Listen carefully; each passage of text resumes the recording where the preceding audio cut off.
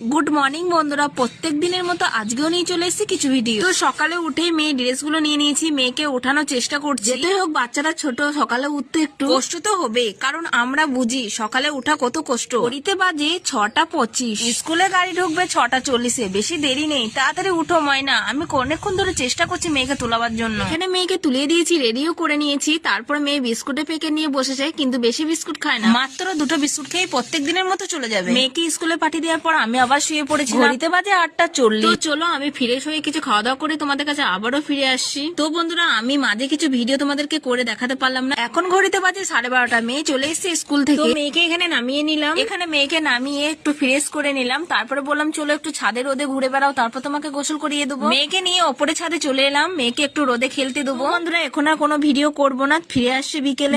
এখানে এসেছিলাম একটু ওষুধের দোকানে। তারপরে ভাবলাম এখানে পাশেই ফুচকা, তাই এখানে ফুচকা একটু খেয়ে নিলাম। এখানে আমার টুকটাক যা কাজ ছিল সেরে নিলাম। চারিদিকে অন্ধকার, সন্ধ্যা হয়ে গেছে। আমি তাড়াতাড়ি বাড়ি ফিরছি, কারণ চারিদিকটায় অন্ধকার। এখানে কোনো লাইট নেই, রাস্তার ধারেও কোনো লাইট নেই। বন্ধুরা, আজকের ভিডিও এখানে শেষ করলাম।